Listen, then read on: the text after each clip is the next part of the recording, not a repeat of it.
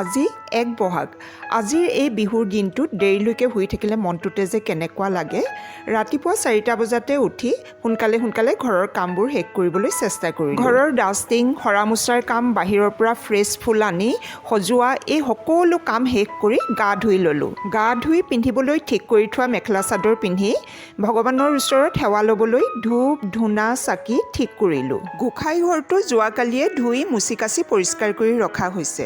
গোসাঁইঘৰ চাফাই কাম আজি কৰিবলৈ থোৱা হ'লে বহুত সময় লাগিলে। কপাহত গংগাজল লৈ গোসাঁইসকলক ভালকৈ মুচি দিলোঁ। এয়াই হৈছে এনেকুৱা এডোখৰ ঠাইত য'ত নিজৰ সকলো মনৰ কথা খুলি ক'ব পাৰি, য'ত সেৱা লৈ মনত যিমান দুখ থাকিলেও শান্তি পোৱা যায়।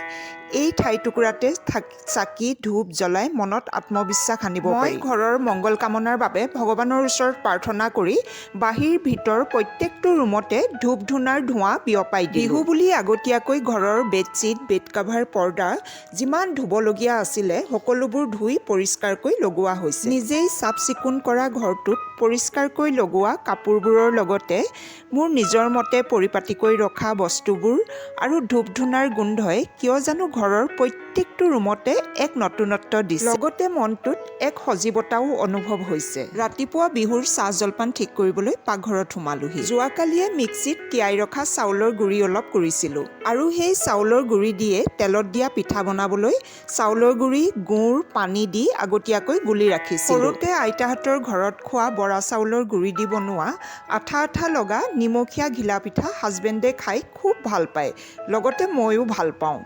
কেতিয়াবা বিহুৰ এক্সিবিশ্যনবোৰত এই ঘিলা পিঠা দেখা পাওঁ যদিও খাই চালে গম পোৱা যায় পিঠাবোৰ দাঁত ভাঙি যোৱাকৈ টান। গৰম তেলত এটা এটাকৈ পিঠাবোৰ বনাই শেষ কৰিলোঁ।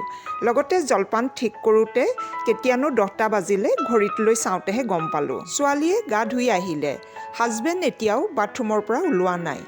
বিহু বুলি মই জলপান, পিঠা, লাড়ু, মিঠাইৰে ধুনীয়াকৈ টেবুলখন সজাই পৰাই দিলোঁ। সেইবোৰ মই বনোৱা তেলত দিয়া পিঠাৰ শ্বেপবোৰ বৰ ভাল হৈছিলে, লগতে খাবলৈও ভাল হৈছিলে। বাহিৰতো দিবলৈ জলপান এভাগ ঠিক কৰি লৈ গ'লোঁ। বিহু খাবলৈ আহিছে। এওঁ হৈছে হাজবেণ্ডক ঘৰত দাড়ি চুলি কাটিবলৈ ঘৰলৈ অহা চেলুনৰ মানুহ। জলপান খাবলৈ হাজবেণ্ড আৰু ছোৱালী টেবুলত বহিলেহি।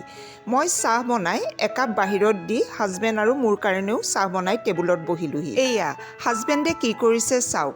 দৈ, ক্ৰীম, গাখীৰ, বাটাৰ দিয়া জলপানখিনি চামুচেৰে মিক্স কৰিবলৈ লওঁতে টেবুলৰ মেটত জলপান পৰিবলৈ ধৰাত বানবাতিটোৰ পৰা জলপানখিনি কাঁহৰ বাতিটোত ঢালি লৈছে। কাঁহৰ এই সৰু বানবাতিবোৰ সাধাৰণতে ইউজ কৰা নহয়। এনেকুৱা কাঁহৰ বাচনবোৰ বিহুৰ সময়ত ব্যৱহাৰ কৰি ভাল লাগে বাবে ধুই মেলি উলিয়াই